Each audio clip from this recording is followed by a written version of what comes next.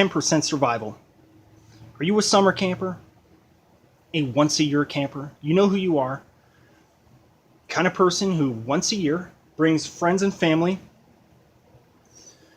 up to an established campground, usually on a lake.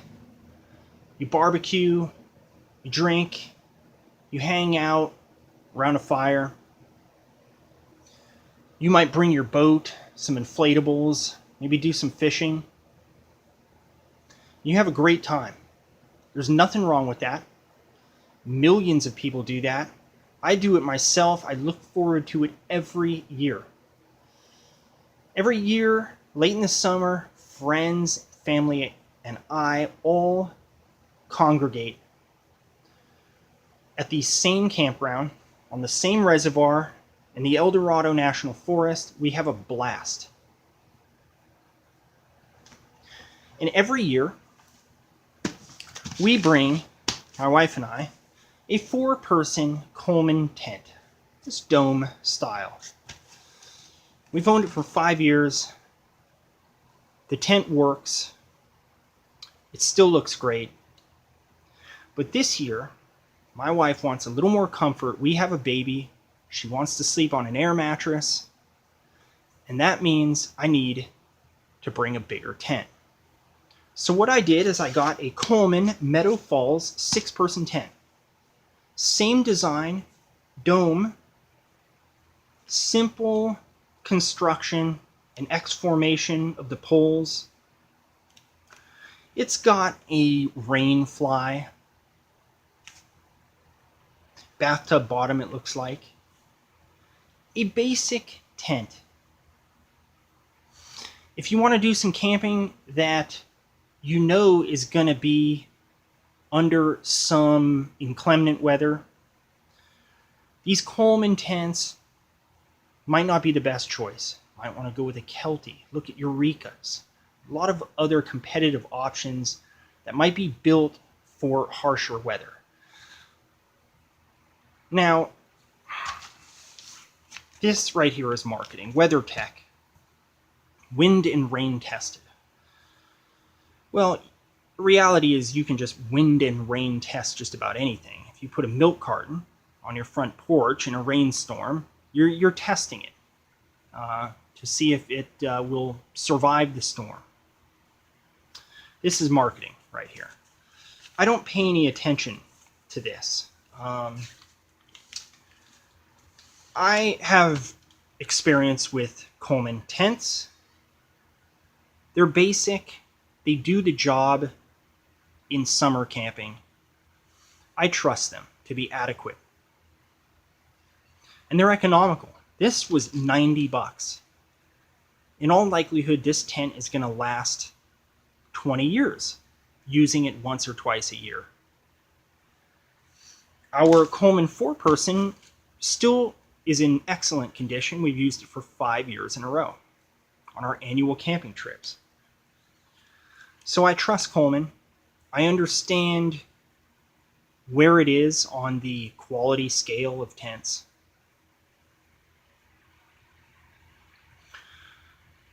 And I'm going to open it up right now and show you, if you're considering buying this tent, you're going to get to see exactly what you get.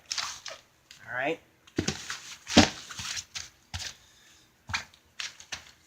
These cases are funny. You can never quite get the tent back in this thing exactly the way you want it.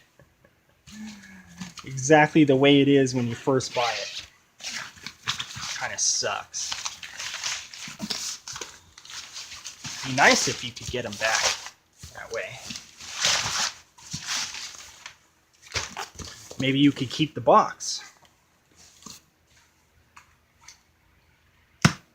This, by the way, is an excellent and economical knife, the Kershaw G10 Hawk. Such an awesome knife. I have a video on it titled, what was it? 2 EDC products, 2 cheap EDC products that kick ass. The Kershaw G10 being one of them.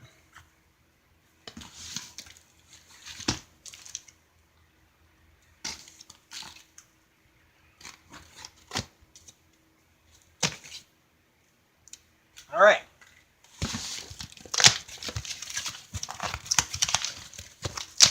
What do we have here?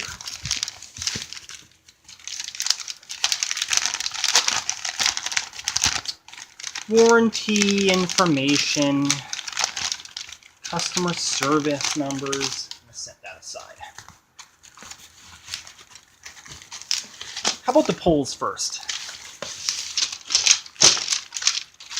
Now, this is a heavy tent.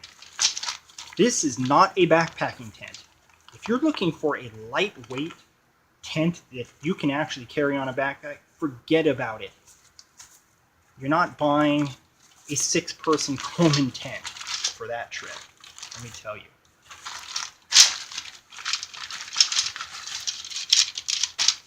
These are some big ass fiberglass poles, it looks like, and they are not light. Does that bother me much? No, I understand the tent's purpose. This is for car camping, luxurious car camping. Hell, the heavier the better, I don't care. I'm driving this thing up there in my car. Doesn't matter. If these poles are really sturdy, great. Now, you're probably not going to get the quality of shock cord in this. The cord that runs through these tents that you would in a higher end tent. So don't expect any hard-hitting, durable shock cord in these tents. It's a possibility in the future you might have to make repairs. But if you have to make them right away, then you're just getting ripped off. But, you know, I've come to trust the Coleman brand for these types of tents over the years. I'm going to set the box aside. Gray. I like gray.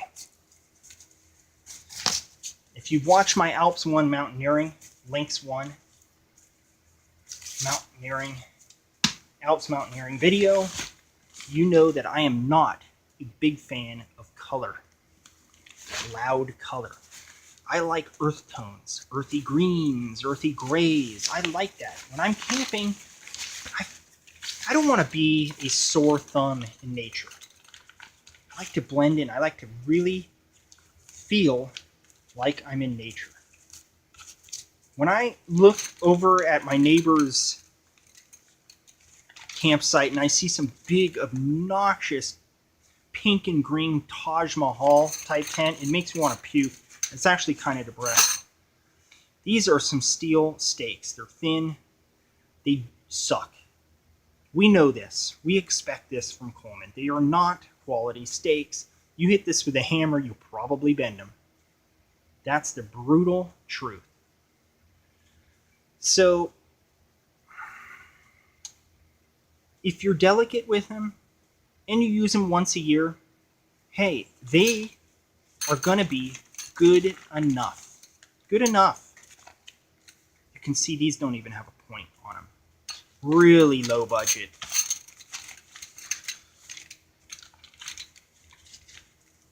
Fortunately, I invest in good stakes. They're worth it. Aluminum stakes, the Y-frame stakes, as a backup. I don't stress out about these too much. Once again, I know what I'm getting. And I know that it's enough for the type of camping I'm doing. This looks like the rainfly. Again, I love the subdued, the muted colors. This is kind of a maroon. I mean, I'm not a big fan of maroon, but it's not some bright red garbage. Love the green. that sort of, you could call it a light ash gray, is really nice. And in all honesty, I would not have bought the tent if it were orange and blue, let's say, or had some obnoxious loud accents on it. I wouldn't have bought it. But that's just me. It's just a matter of taste. I'm going to assume that we're looking at the bottom of this tent.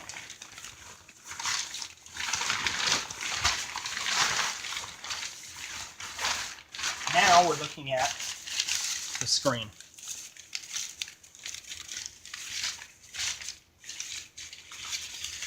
I'm looking at the stitching of this tent. It looks solid. It looks neat. You want to examine the construction of an item, look at the stitching. The stitching tells a lot about the priorities of the manufacturer. Do they want to make a good product? They're going to invest a little more in the stitching. And just at a glance, it looks very neat, tight together. So I'm excited. I'm looking forward to setting this big ass tent up. I know it's going to be easy because it's the exact same design as my 4-person. All right. I've got my Coleman Meadow Falls 6-person tent set up in the backyard, the 10% survival household. Looks great. Love the color scheme. I might have chosen something different than maroon as the accents, but it doesn't bother me at all. It's really nice. I like this tent. I got a little nervous because the pole's shock cord is very thin. I hope it's well built, because really, as I said in my Links 1 video, the poles of a tent are, I think, one of the most important aspects of the tent. If you don't have good poles, and that includes its shock cord that pulls it all together, then you're in trouble. You don't really have a tent at all. If that shock cord breaks, yes, with some tape, you can keep it together. But it's really disappointing and inconvenient to have the shock cord break on you. It's not uncommon. I really wish manufacturers like Coleman would invest in a more substantial looking shock cord. Substantial feeling, too. It just feels so weak, thin. Makes me a little nervous. Other than that, I really don't have any complaints. I like what I see. Again, I like the stitching. Seems to be overall well done.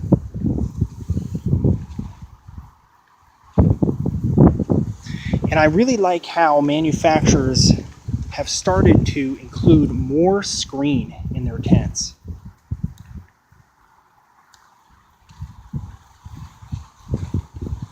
I think campers have started to understand that ventilation is really important to a good experience in sleeping in a tent. And they've started to appreciate it. And they, of course, started to buy tents that have more ventilation. Look at this. If you go back even 10 years, I think, you wouldn't have seen tents with this much screen. Common camping tents with this much screen. Some of them had no screen at all. It's really terrible. But now, they're all starting to include a lot of screen. Some of them are mostly screen. It makes them lighter, but again,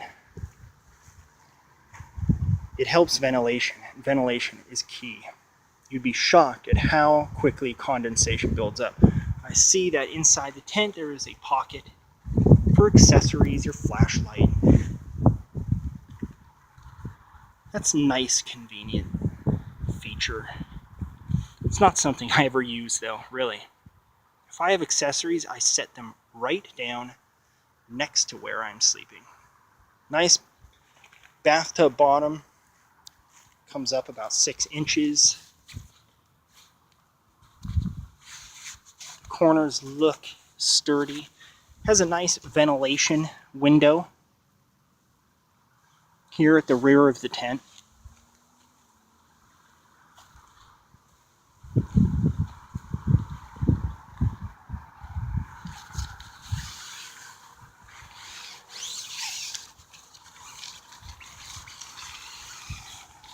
Front entrance seems to be about 4 feet tall.